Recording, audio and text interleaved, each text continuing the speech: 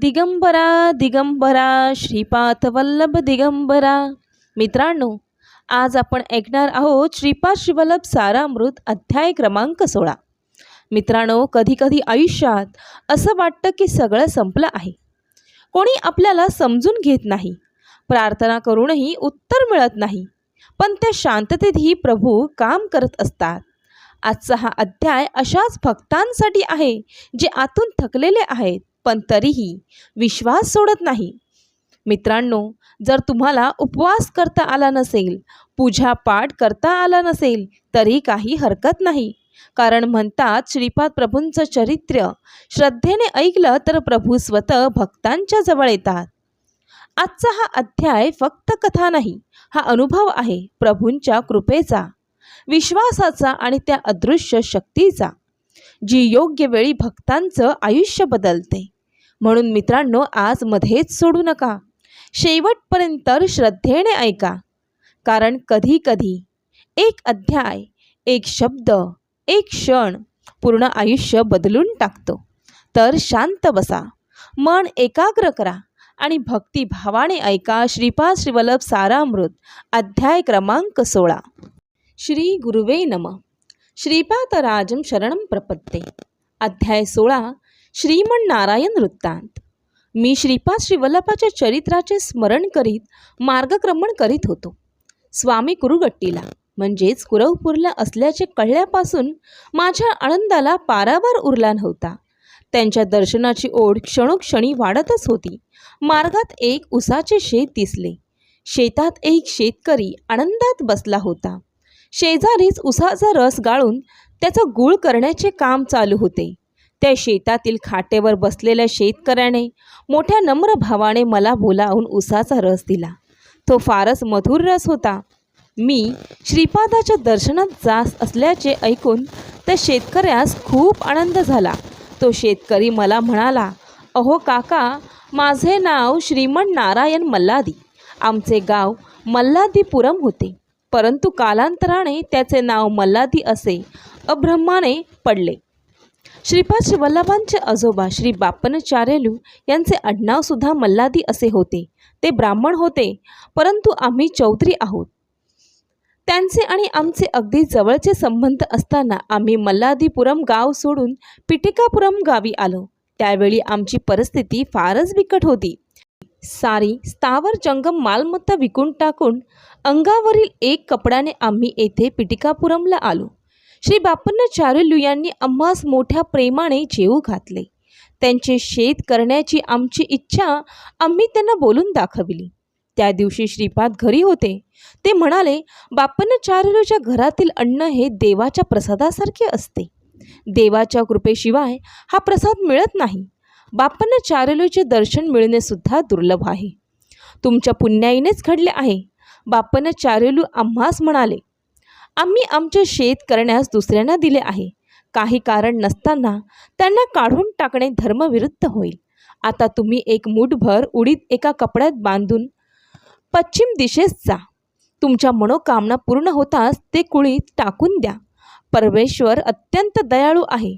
तो खडकात असलेल्या बेडकाला सुद्धा अन्न पुरवितो. तो तुम्हास अन्न पुरविणार नाही का? तुम्ही आपल्या कार्यात यशस्वी व्हाल. श्रीपादांच्या कृपेने प्रवासात अन्न पाण्याचा मुळीच त्रास झाला नाही. न मागताच आम्हास जेवण मिळत होते. हे केवढे आश्चर्य!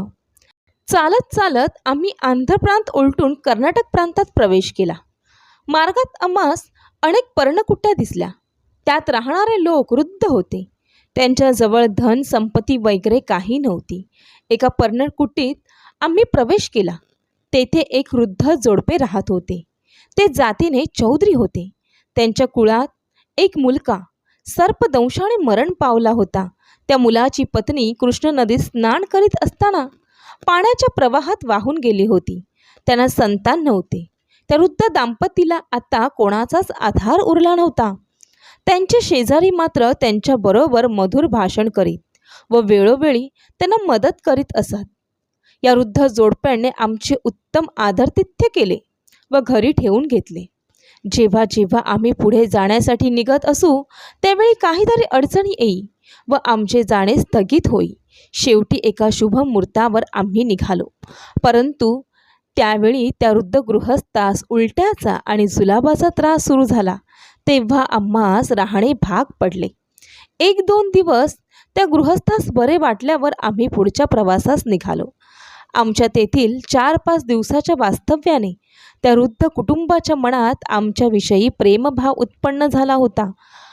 आम्हाला निरोप देताना त्यांच्या डोळ्यात प्रेम अश्रू दाटून आले व आम्ही सजल नेत्राने त्यांचा निरोप घेतला. धोतराच्या सोग्यात बांधलेल्या कुळीताला आता वास येऊ लागल्याने आम्ही ते फेकून दिले.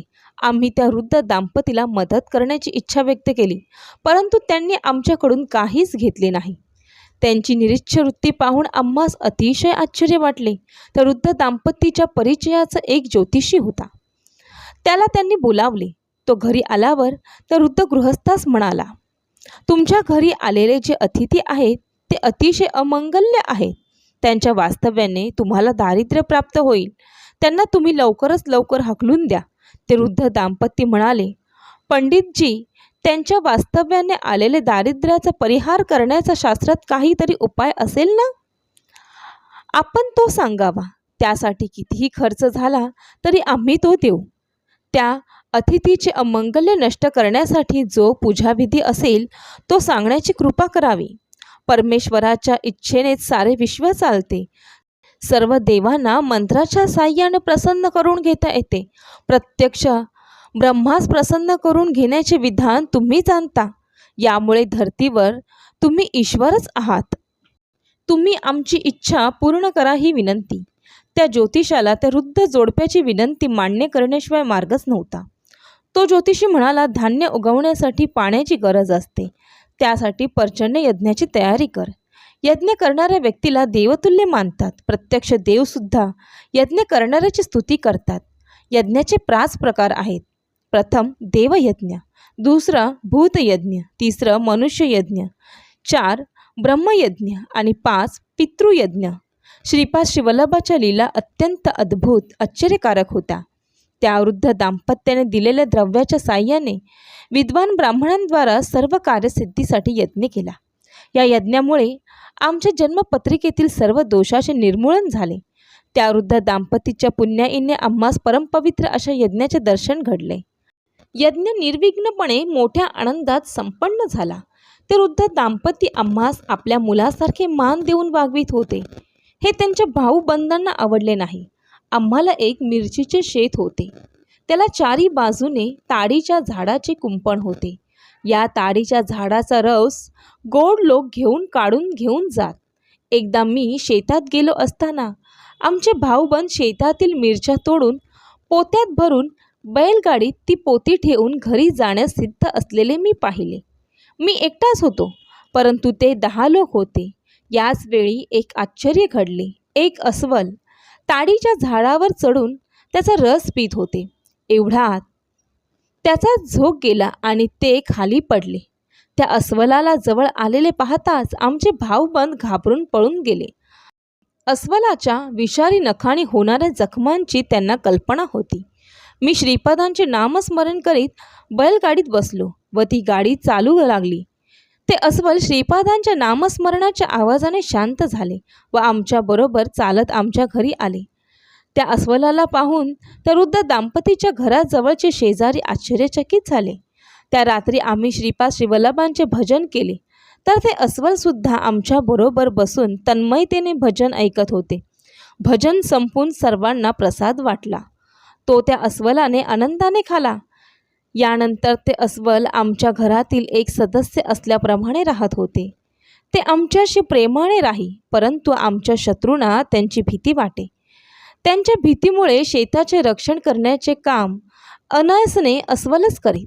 आमच्या घरी दत्तप्रभूंच्या लीला कथांचे कीर्तन आणि श्रीपाद नामस्मरण नित्य नेमाने चाले. एकदा असे शेतात गेले असता ते अस्वल शेतात आले. माझ्याकडे मोठ्या प्रेमाने पाहिले. मी श्रीपाद श्री स्वामींचे नाम घेण्यास सुरुवात केली. ते मोठ्या आनंदाने लाचू लागले. आमच्या शेजारच्या गावात एक मांत्रिक आला होता. त्याने काही उपासना करून शक्ती प्राप्त केल्या होत्या. त्याच्या प्रभावात येणाऱ्या लोकांकडून तो धन लुबाडून घेऊन संग्रहित करीत होता. आमच्या भाऊबंदांनी त्याला शरण जाऊन त्याचा आश्रय घेतला होता. त्याने अस्वलावर मंत्रप्रयोग केला. त्यामुळे त्याची सारी शक्ती नष्ट झाली असल्याप्रमाणे अगदी निश्शेष होऊन पडला. दुसऱ्या मंत्राने त्याने अस्वलाच्या साऱ्या शक्ती स्वतः आकर्षून घेतल्या.